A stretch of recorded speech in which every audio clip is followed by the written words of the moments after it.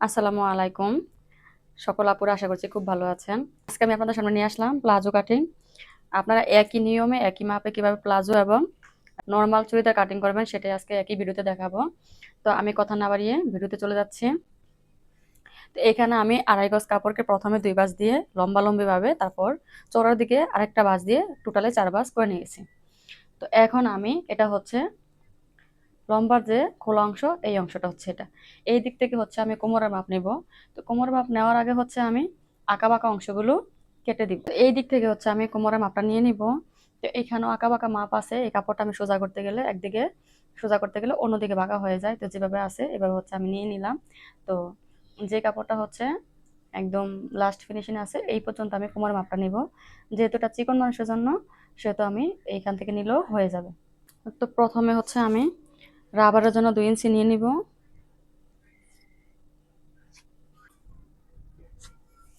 নিয়ে আমি একটা সোজা দাগ টেনে নিব।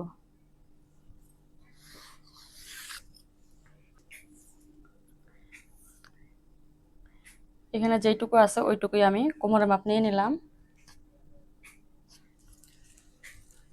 এইখান থেকে হচ্ছে আমরা হাইয়ের মাপ নিব। তো হাইয়ের মাপটা আমরা কিভাবে নিব? হাইয়ের মাপ নিব আমরা পুরো কাপড়ের 3 ভাগের 1 ভাগ, সাথে আরো 1.5 থেকে 2 ইঞ্চি বেশি। তো এখানে হচ্ছে লম্বা হবে 38, 38-এর 3 ভাগের 1 ভাগ।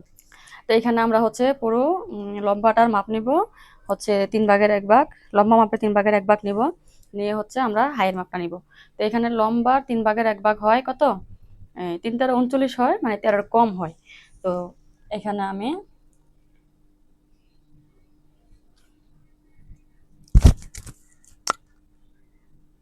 এই সাথে আরো 1 ইঞ্চি বেশি নিয়ে নিলাম। তো এখানে আমি সোজা বরাবর একটা দাগ দিয়ে নিব। তো এখন যেহেতু আমার এই অংশটা কাটিং এ চলে যাবে, এই অংশটা আমি আগে একটা দাগ দিয়ে বাদ দিয়ে নিচ্ছি। তো এইখান থেকে হচ্ছে হাইয়ের জন্য আমরা 2 ইঞ্চি ভিতরে নিব। 2 ইঞ্চি ভিতরে একটা দাগ দিয়ে নিলাম। নিয়ে হচ্ছে আমরা এই দাগটা সমান করে মিলাই দিব। এটা হচ্ছে আমার কাটিং এ আগেই চলে যাওয়ার কথা, এটা কেউ ধরবেন না। এই মেন মাপ হচ্ছে আমার এটা। ঠিক আছে। এখন হচ্ছে এই যে রাউন্ড শেপটা একেবারে ঘেঁষে অনেকে দেয়। তো এটার কারণে হচ্ছে অনেক সময় পায়ের দিক থেকে টান খায়। তো এটা যতটা সম্ভব আপনারা খুব একটা মানে আলতো হাতে দেওয়ার চেষ্টা করবেন। চাইলে এখানে আপনারা 2.5 ইঞ্চিও নিতে পারেন, কোনো সমস্যা নেই। হুম। তো এই গেল আমার হাইয়ের মাপ। তো এখন লম্বা হচ্ছে 38। আমি রাবারের ঘর বাদ দিয়ে হচ্ছে 38 নিয়ে নিলাম। 38 সাথে হচ্ছে আরো 1 ইঞ্চি বেশি। হুম। তা আমি সোজা করে দাগ টেনে নেব।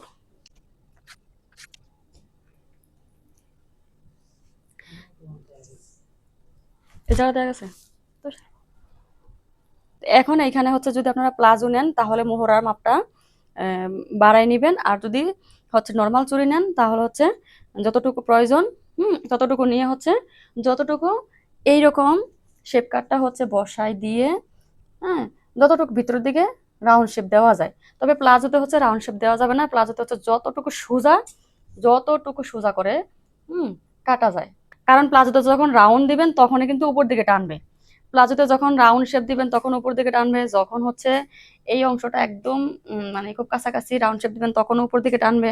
আরো অনেক কারণ আছে উপর দিকে টানার। হুম। তো এখন হচ্ছে আমি এটাকে যেহেতু নর্মাল চুড়ি দিব, তাহলে আমি হচ্ছে 10 ইঞ্চি, 10 ইঞ্চির 2 ভাগের 1 ভাগ, মোহরা হচ্ছে 2 ভাগের 1 ভাগ। এই 2 ভাগের 1 ভাগ আমি নিয়ে নিলাম। 5 ইঞ্চি সাথে 1 ইঞ্চি সেলাই।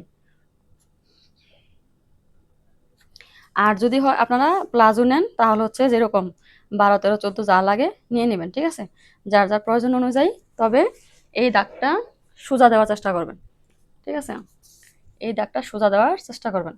আর যেহেতু আমি নর্মাল চুড়ি নিচ্ছি তাহলে আমি এটা যতটা ভিতরে শেপ দিয়ে নেওয়া যায় ততটাই নিব।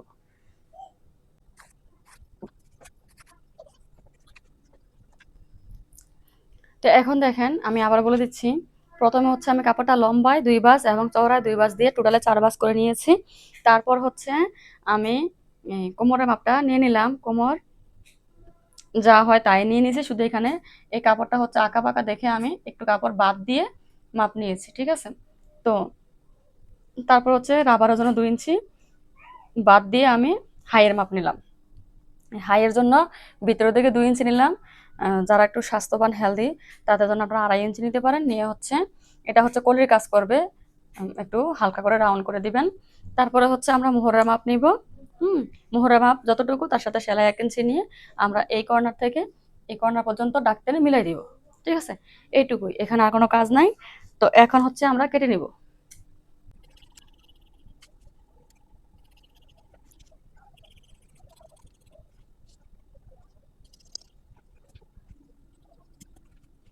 তো এই তো আমার হচ্ছে নরমাল সালোয়ারটি কাটিং হয়ে গেছে।